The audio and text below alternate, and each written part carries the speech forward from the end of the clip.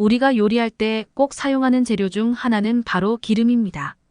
막말로 계란 후라이를 해먹거나 볶음밥을 할 때, 명절 음식을 튀길 때, 심지어는 나물을 부칠 때도 기름이 사용되는데요. 그만큼 기름을 사용해 조리하는 음식이 많다는 의미입니다. 다시 말해 그 기름들을 결국에는 우리가 섭취하게 되기 때문에 오일에 대한 각별한 신경이 요구됩니다.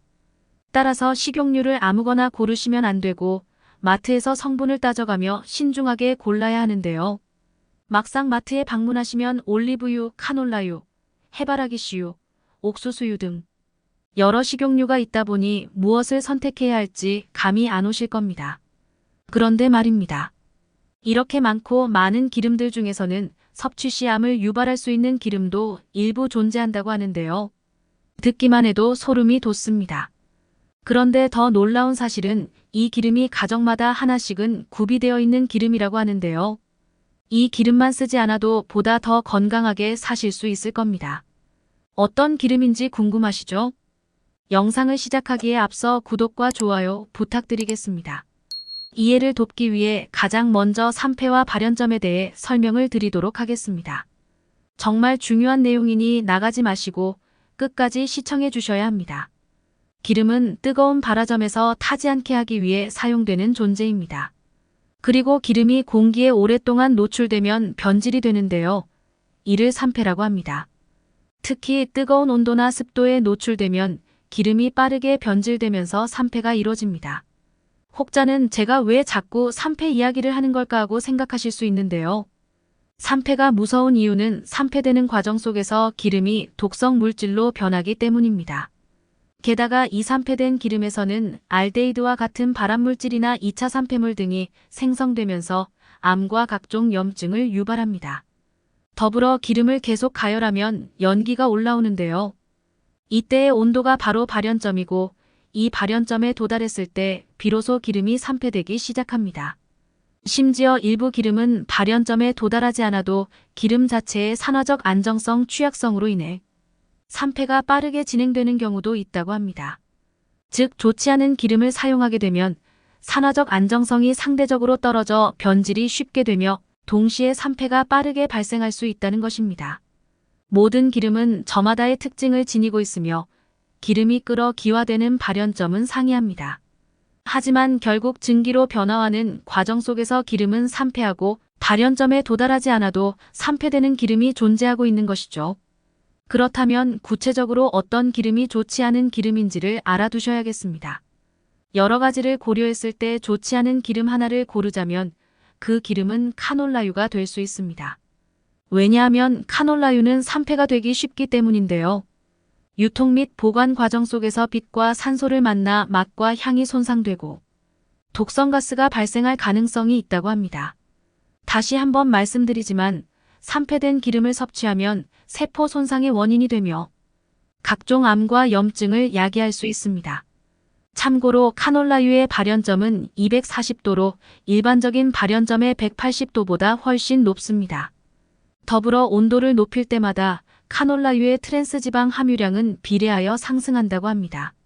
실제로 어느 한 연구기관에서 여러 종류의 기름을 뜨거운 온도에 노출시켰을 때 변질 정도를 확인해 보았는데요. 그 결과 카놀라유에서 극성 물질이 가장 많이 나왔다고 합니다. 즉, 발연점이 높기는 하지만 쉽사리 산패가 되어버리는 것이죠.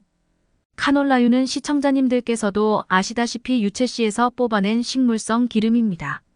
과거의 유채씨에는 각종 암과 심장 질환을 일으킬 수 있는 에루수산이라는 성분이 들어있었다고 하는데요. 그렇다 보니 카놀라유는 본디 식용이 아닌 산업용 기름으로 사용되고는 했습니다.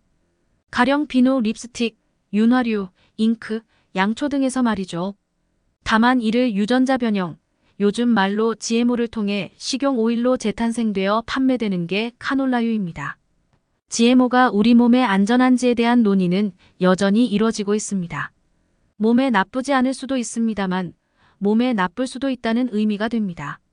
다만 GMO 식품이 알레르기와 간질환, 암 발생률을 높인다는 연구 결과가 종종 나오고 있는데요. 그렇다 보니 세계적으로 GMO 식품은 반드시 제품에 기입되어야 하는 조치 등을 취하고 있습니다. 우리나라에서도 마찬가지로 GMO, 유전자 변형식품은 GMO 표시가 의무화되는 시스템이 마련되어 있습니다. 그러나 식용유는 GMO 표시 의무화 대상이 아니다 보니 소비자들이 잘 알지 못하고 있습니다. 그 이유는 가공 후 유전자 변형 성분의 DNA나 단백질이 남아있지 않으면 GMO 표시 의무가 부과되지 않기 때문이라고 합니다. 특히나 식용유는 단백질이 아니고 원료에서 지방만 추출된 제품이다 보니 표시 대상이 아닐 수 있는 것이죠. 자, 그렇다면 정말로 인체에 해로울까요? 여기에 대해서는 사실 답변을 모호하게 할 수밖에 없습니다. 그도 그럴 것이 GMO 식품의 역사는 아직 30년 정도밖에 되지 않았기 때문입니다. 따라서 이에 대한 결론은 아직 확실하게 나오지 않았습니다. 다만 개인적인 의견을 내놓자면 굳이 논란이 있는 식품을 먹어야 하냐는 것입니다. 이왕이면 유기농 식품을 먹는 게 건강에도 좋고 환경에도 좋겠죠. 그러니 저와 비슷한 걱정을 하고 계신다면 GMO 원료가 사용되지 않은 제품을 선택하는 것이 좋을 수 있습니다. 여담으로 유럽 선진국의 어느 한 연구 논문에 의하면 카놀라유를 장기간 섭취 시 뇌기능 저하와 치매 악화가 생길 수 있다고 합니다. 그중 쥐를 이용한 실험에서 카놀라유를 오랫동안 섭취한 쥐들의 기억력 저하와 체중 증가가 보였다고 했는데요. 카놀라유의 특정 성분이 뇌에 축적될 수 있음을 발표하였습니다. 이거 참, 그렇다면 요리를 할 때는 어떤 식용유를 사용하는 게 좋을까요? 저는 아보카도 오일과 올리브유라고 말씀드리고 싶습니다. 아보카도 오일에는 미네랄과 비타민이 풍부하고 오메가9 성분의 불포화 지방산이 들어있는데요. 더불어 발연점 또한 250도로 상당히 높기 때문에 이상적인 기름이 될 수 있습니다. 다만 가격이 상대적으로 비싸다는 단점이 있고요. 엑스트라 버진 올리브유는 발연점이 낮아 샐러드, 드레싱, 무침 등에 사용하시길 바랍니다. 퓨어 올리브유는 발연점이 높고 항산화 성분과 영양분이 풍부하므로 불을 사용하는 요리에 적합합니다. 이외에도 참기름과 들기름의 경우 불포화 지방산이 많기 때문에 발연점이 상대적으로 낮습니다. 이러한 특성으로 인해 산패가 쉽게 진행됩니다. 따라서 불을 쓰는 요리에는 가급적 사용하지 않는 것이 좋습니다. 오늘은 이렇게 산패로 인해 몸에 해로운 기름과 사용하기에 이상적인 기름에 대해 알아보았습니다. 이번 영상을 요약하자면 권장하지 않는 기름은 카놀라유입니다. 그리고 사용하기에 이상적인 기름은 아보카도유와 올리브유가 되겠습니다. 그렇다고 해서 아보카도유나 올리브유를 과다 섭취하라는 의미는 절대 아닙니다.